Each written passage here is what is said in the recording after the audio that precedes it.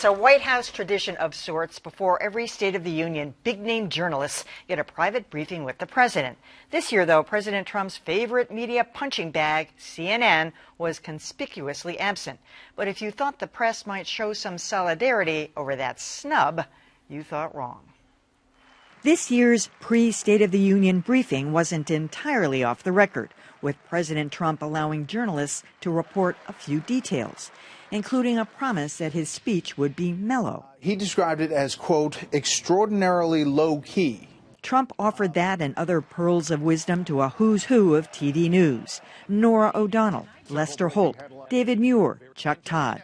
The major exception was old foe, CNN. The White House did not like the questions I posed to President Trump. In 2018, the White House barred CNN's Caitlin Collins from a Rose Garden event after she pressed the president about Michael Cohen. Did Michael Cohen betray you? And, of course, the White House banned CNN's Jim Acosta outright after this tense exchange. That's enough. That's enough. Mr. President, that's I was enough. going to ask one of the other folks. That's enough. Pardon me, ma'am. You are a rude, terrible person. In that moment, at least, ABC's Peter Alexander came to Acosta's defense. In Jim's defense, I've traveled with him and watched him. He's a diligent reporter who busts his Well, I'm butt not like a big the rest fan of us. yours either, so I understand. That's nice, but the British press got it right this week, walking out of a briefing en masse to protest the exclusion of some journalists, prompting a quick apology from the government. They've tried to test the boundaries in saying, look, we'll choose who we talk to and who we don't, and they found the backlash has been very hard. Sadly, no such backlash here.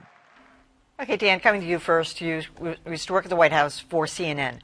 Would there have been a discussion among the correspondents, among other network executives? Would there have been a few phone calls, a few emails, any kind of collaboration at all about what to do about CNN being excluded? If this had happened a few years ago, yes.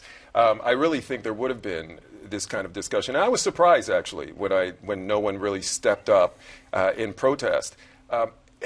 When I first heard about this, my initial reaction was that this is what's happening in Washington. So you see the Republicans, those who are scared now to really, you got to go along with the system or we know what will happen to you, the backlash that can come.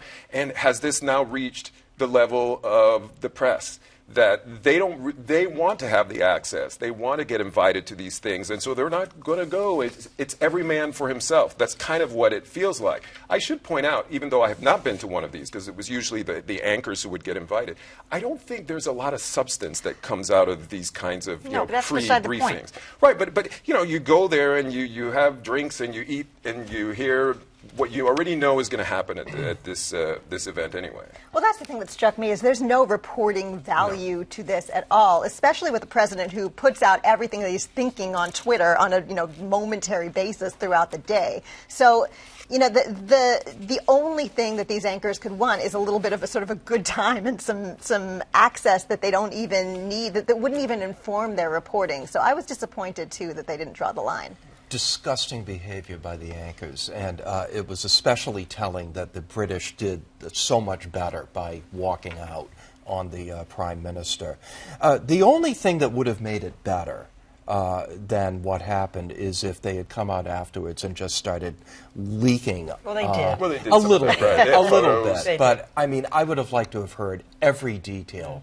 That might have sent a message to the White House as well. Well, yeah, there are definitely situations where the press, as an institution, should push back on this kind of effort to grossly manipulate and turn the press against each other and so forth. But it's not going to happen because in my 120 years of reporting experience, I've never seen it happen. Never, not once. And I've even been in situations where they want to have a pool situation, which sometimes can have good logistical reasons for it, but other times is just an effort to avoid pesky questions. And I've pushed back on it, and other reporters who would benefit from this have looked at me like I had four heads. So I don't know what it is about the nature of the press. I mean, it's good to have media outlets competing with one another. It's a free market, right?